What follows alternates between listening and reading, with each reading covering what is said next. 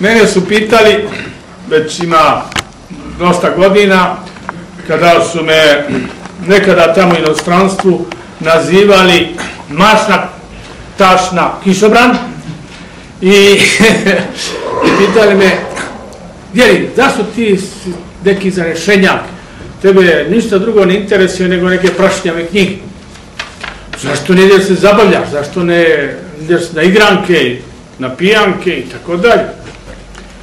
A ja njima kažem, slušajte, kad se onaj Kaludžer opredeli za monaštvo, podnese zakletvu, on se venčao sa kamenom sa manastirom. I ja sam se u mojoj duši venčao sa srpskim narodom. Ja sam njegov vojnik i ja nemam pravo na to uživanje dokle god ne vratim ono što je mom narodu pokradeno. Od moćnika, od bezobraznika, od kakvih agresora, znamete, dok to ne bude došlo na svoje mesto, nema ni odmora ni prekida. I hvala Bogu mi idemo napred, ogromni uspeh je postignut i u Srbiji i van Srbije, možda je još jači onaj van Srbije jer smo poljuljali, zaista poljuljali celu Evropu, a i dalje. Pa ćemo da nastavimo i sad ćemo da se vratimo na našu temu, pošto je prošli put prikazano ovde nešto što se nije nikada videlo, a ima tu ljudi koji su molili profesora Kuljančića da to ponovimo, da prikažemo, da vide još jednom, i ja bih zamolio operatora da to prikaže u redosledu. To je Babilonska kula, takozvana, Zigurat, hram Boga Bela, Boga Sunca. Idemo dalje. To su oličenje Nina Belovog kao Boga Baka, sa rogovima, krilati bik, ljudska glava. To je isto to, i ovdje ima samo jedan red rogova. Ovo je mesopotamska umetnost, ali na našu temu. To je malo drugčije, ovdje sam ima krunu još na glavi, a sad ćete vidjeti njegovu pravu krunu. Ovo je maska žene nađena u grobu Nina Belovog, što znači iz toga vremena, vidite i ogrlicu, vidite kako je to bilo sve uređeno. Evo ovo isto maska žene iz groba Nina Belovog, drugčija jedna maska. Evo ovo je glava bika, zlatna glava bika, nađena u Ninovom grobu, što dokazuje da je Nino prihvatio to verovanje naroda da je on Bog Bak, ili u najmanju ruku sin Boga Baka. Ne bi se inače našla ova zlatna glava bika u njegovom grobu. Ovo je isto glava bika spreda.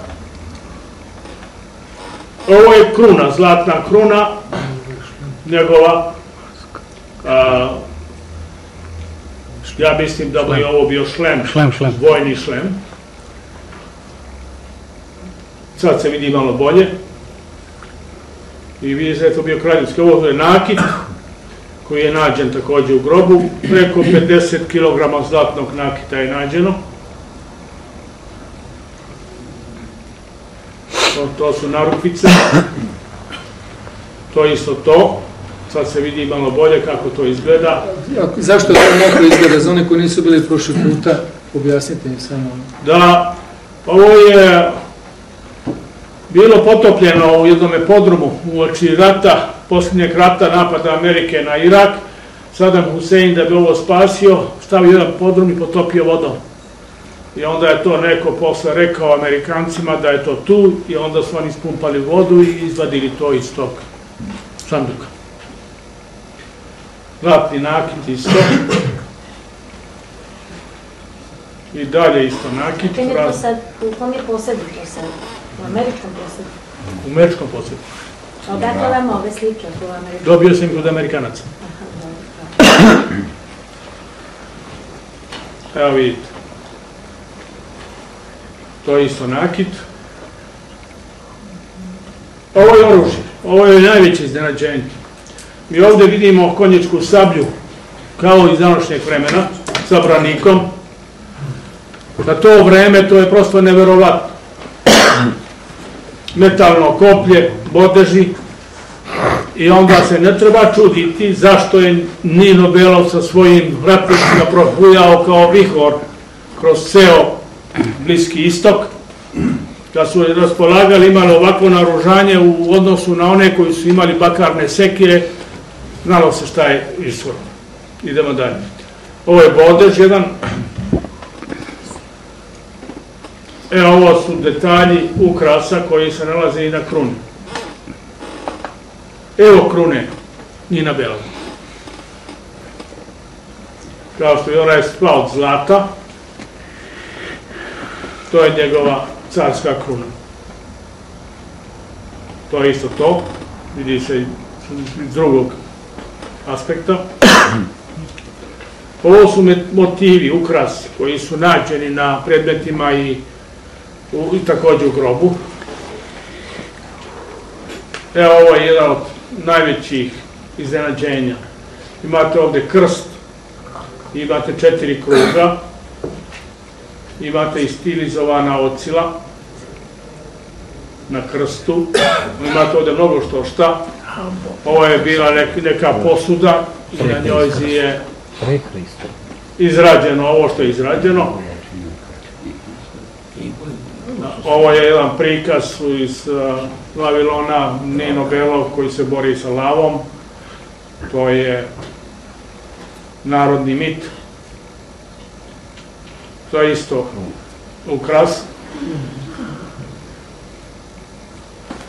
Sad stanimo ovdje. Mi smo rekli prošli put ukratko kako je Nino Belov, Nebrod, poreklom iz Staroga Rasa, gde je bilo pleme Nebroda i gde danas postoji planina Ninaja koja nosi njegovo ime iznad Sopoćana. Krenuo od Niša, od Svete Nize, centra bakurskog verovanja, na istok sa svojim ratnicima koje su nazivali lovcima i protutnjao kroz Malu Aziju, Mesopotamiju, došao do Misira i onda kroz kasniju Persiju, tada nije to bila Persija, do Indije, vratio se i završio sa osvajanje Baktrijane, to je današnji Afganistan.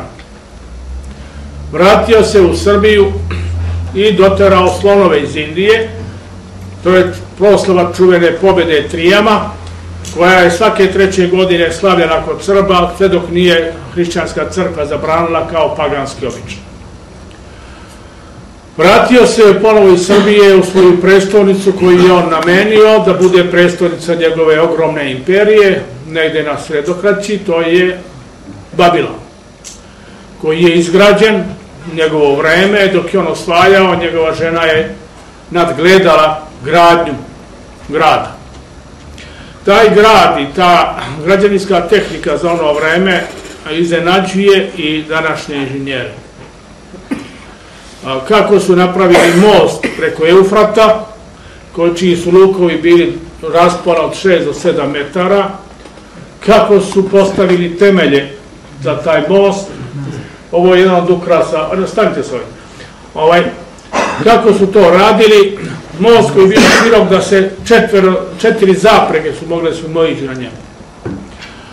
Tu ima još puno čuda, ima i od hrama koji je bio posljednji sprat observatorija i to su taj čuveni zvezdari haldejski, kako se kod nas čulo, ali u stvari Haldeja je Hazdeja, jer su ti Ninovi ratnici kad su osvojili Mesopotamiju dali ime Hazdeja. Haz na srpskom jeziku znači regija.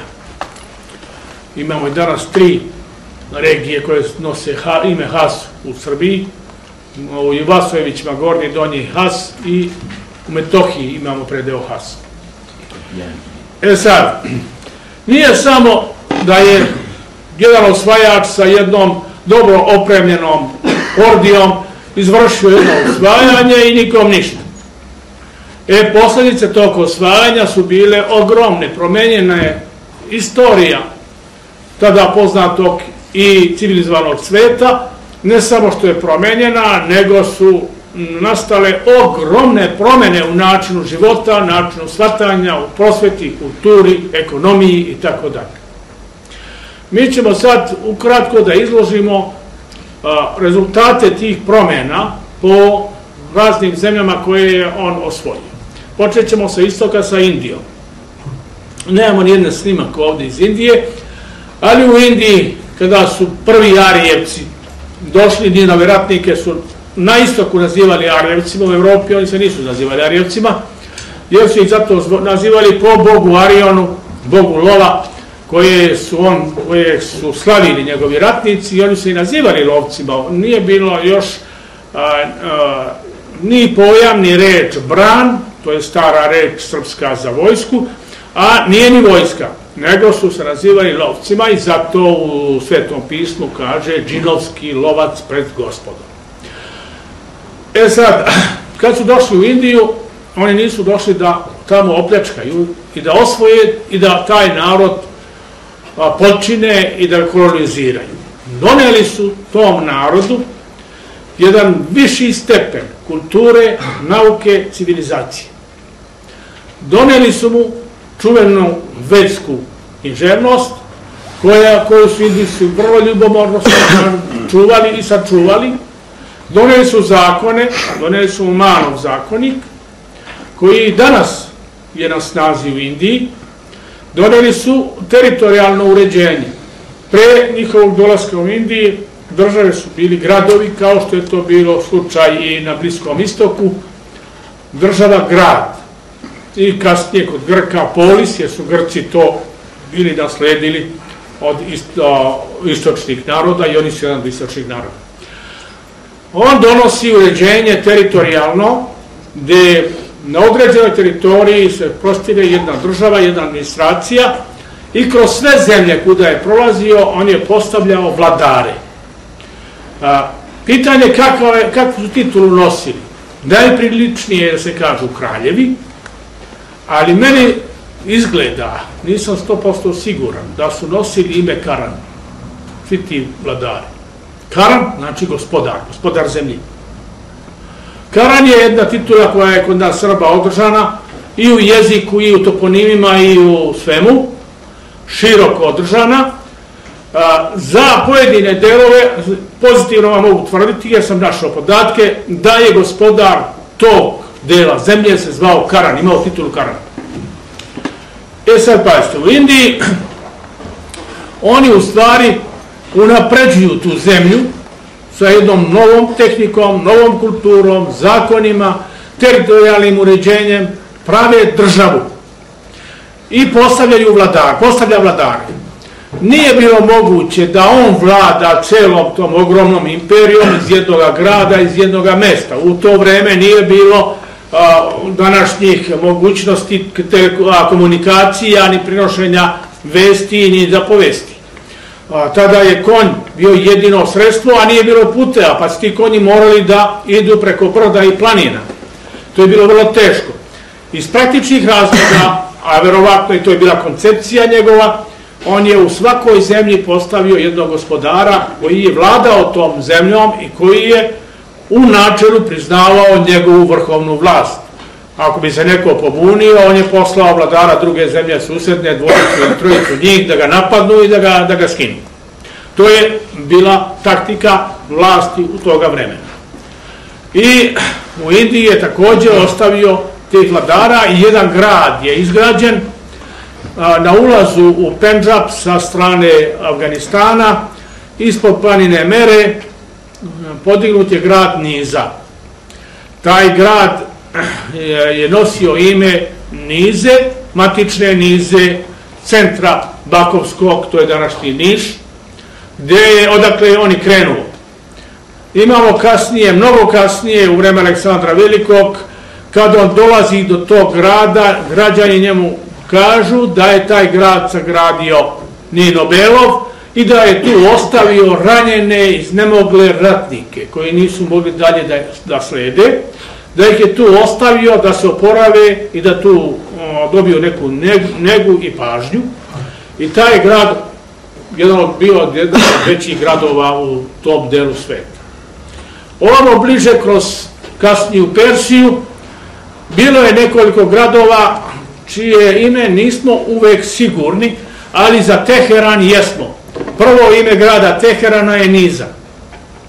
Tu je u tom predelu ostavio delove plemena Meda i tu je nastala Medija. Šta je bila Medija u Evropi? Medija u Evropi je predeo, centralni predeo Balkanskog poluostrva Srbije od Dunava do Belog mora, do Soluna. To je Medija. I sa tog predela je i Niš je bio, koji je centar polaska, bio u Mediji. Sa tih predela je on odveo dosta ratnika, dosta naroda, koji se naselio u predelu kasnije Medije, koja je promenila ime u Persiju, to je današnji Iran i okolne zemlje. I tamo su stvorili Medijsko carstvo, čuveno Medijsko carstvo, koje je poznato iz kasnije antike, ali to prvo naseljavanje je počelo od Nina Belova. Centralni deo koji je centralni deo njegove imperije je bila Mesopotamija, koju su oni nazivali Hazdejom. U Mesopotamiji on je napravio prestolnicu Babilon, koji nije se tako zvao, nego se zvao Vardun. A Babilon, to je kasniji naziv, jer su na jeziku tamošnjeg naroda Bab i Lanu znači vrata Božja, vrata bogova, i onda je taj grad promijenio ime kada se imperija raspala. Ta prva njegova imperija, kako se zvala? Odmah da vam kažem, bit će veliko iznenađenje, zvala se Srbija. Ime se održalo u imenu Asirije. Asirija je Surbija. A je samo prefiks gdje su se prepirali Grci i Jevreji i Sumeri. Ko je dodao onaj prefiks A na to ime? Imamo o tome podatke. Surbija koja se danas na jeziku Asiraca i na jeziku Sirijaca, jer je Sirija nastavak imena Asirije, koju Sirijanci nazivaju Surija. A jedan sirijski ambasador koji je još tu na dužnosti je pre godinu dana održao jedno predavanje u Beogradu i kaže: vi Srbi ne znate da ste vi iz Sirije, pa tamo su cela imena predeli vezani za srpsko ime, pa Sirija je Srbija. To se kaže pravilno, to je iskrivljeno ime, to mi kaže imamo tamo zapise da se to naziva Surbija. Čovjek nije znao dalje, nije znao više, ali ono što je tamo saznalo u svojoj zemlji, on je to preneo i misli da smo mi Srbi poreklom iz Sirije. U centralnom delu, takozvana Asirija, ovo što vidite, ovo je iz Medije. Ovdje ovo božanstvo, vidite krunu, vidite rogove boga Baka i vidite simbol sunca gore na glavi. Ovaj simbol sunca kao kovut, kao točak sa zracima, to je sunce, bio je prisutan kod srpskih ratnika u ranoj antici svuda. Ovdje ga vidite da stoji na lavu i odmah znamo koje je to božanstvo. Serbon. Jer je Serbon taj koji ukročuje lavove, bori se sa lavovima, koji uzima lavlju kožu na sebe, jer je on car koji daje božanstvo koje su oni smatrali, Bog koji daje vlast vladarima, kraljevima, i on je taj koji ukročuje divljač, cara divljeg sveta. To je legalizator, civilizator. I evo ga ovdje ukrotio lava i jaše na njemu. Idemo dalje sa slikama.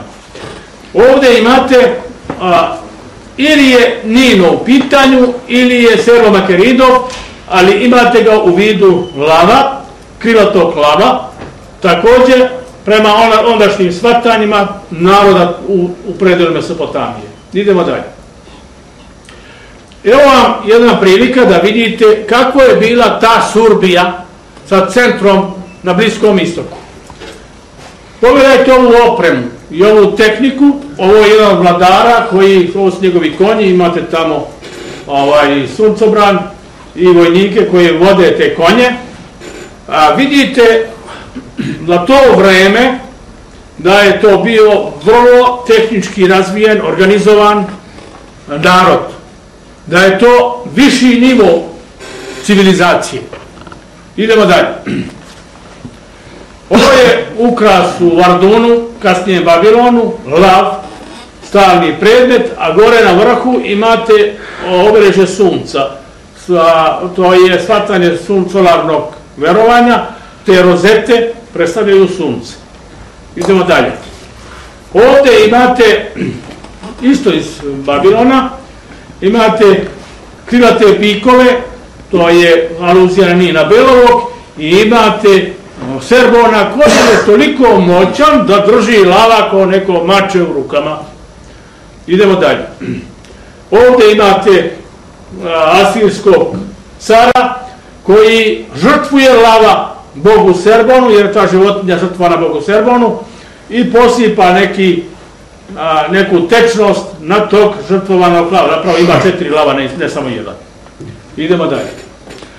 Evo vidite jednog od careva asirskih u ratu, u bitci, pa vidite kako je bila opremljena ta njegova konjica, sa kakvom opremom su oni išli u rat u to vreme. Idemo dalje. Evo ovo su vojnici asirski, ovo su gore drže štitove.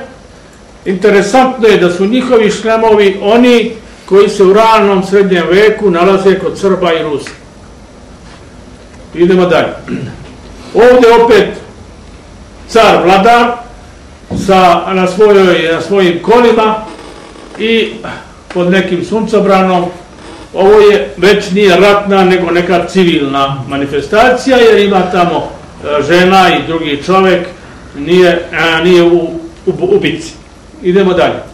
Ovdje imate cara koji svom ministru daje naređenja. Idemo dalje.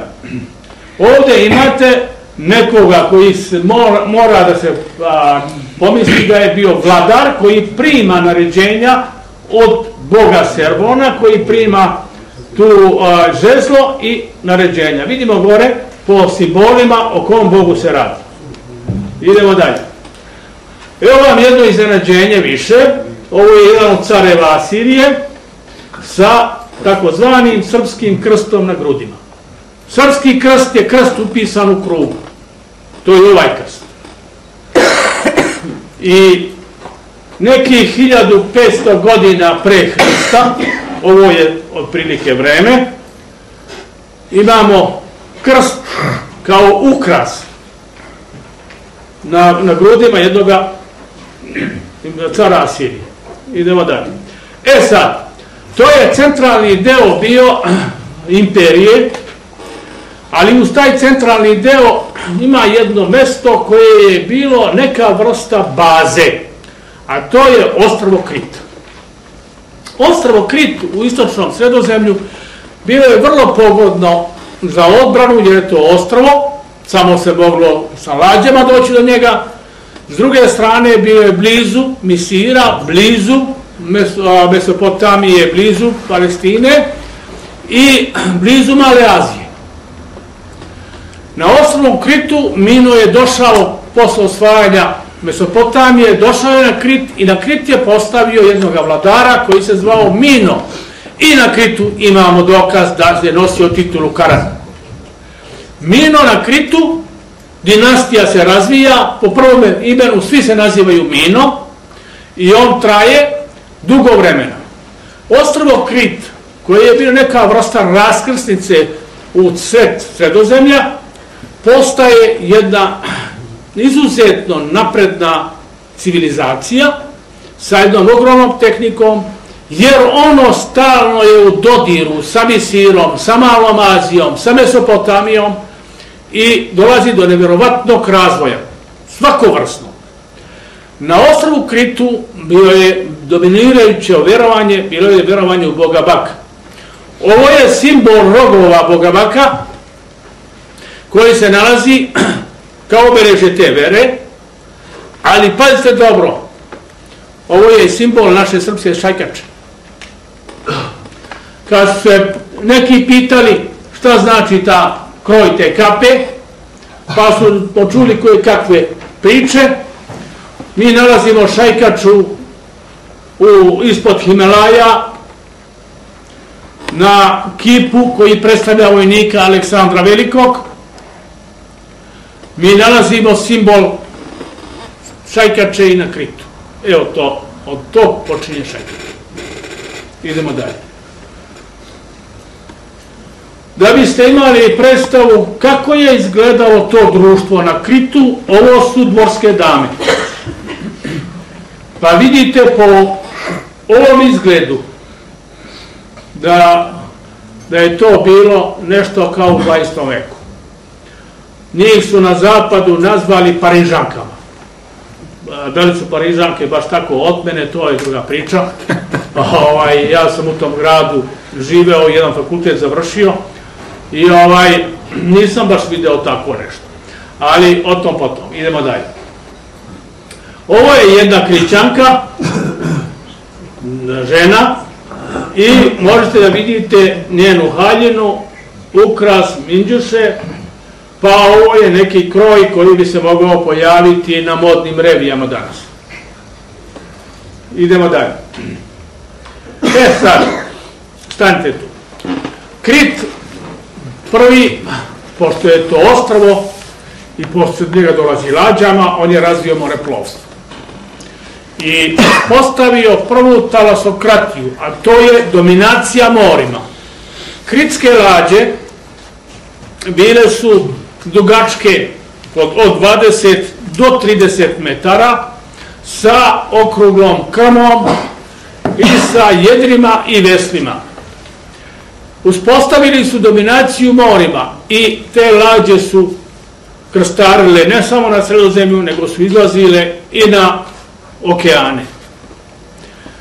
Prva talasokratija kritska bila je između 2000. godine, znači tu je nešto pre 2000. je Nino postavio prvog Amina na Kritu. Oni su već u oko 2000. dominirali morem. I to je trajalo do negde 1700. A od 1700. do 1450. je zenit, vrhunac kritske talasokratije, gde ti Krićani idu na obale, sve obale Sredozemnog mora, otvaraju svoje trgovačka predstavništva, skladišta, a boga mi i nameću i danak pojedinim gradovima. Nemamo primjera da su srpskim gradovima nametali danak, ali imamo primjera kada je Atina formirana kao grčki grad da su joj nametli danak. I čuvena mržnja Grka prema Krićanima i Minu potiče od toga što im je nametnuo bio dosta težak danak. Krit ima i tu prednost što je bio raznosilac pismenosti. Dosta je tu i usavršavano, pojedina su slova usavršavana na Kritu i sa Krita je došao Kadmo 1366. godine i zaposeo Beotiju u današnjoj Grčkoj, pa ga je odatle oterao jedan raški knez, jer je smatrao da je ta zemlja njegova. Kadmo je otišao na predeo današnje Hercegovine i tu je formirao prvu državu koju u istoriji nazivaju Ilirija. On je izgradio tvrđavu Budvu i onu stari grad, onu staru tvrđavu iznad Budve, to je bila njegova tvrđava. Tu je i umro.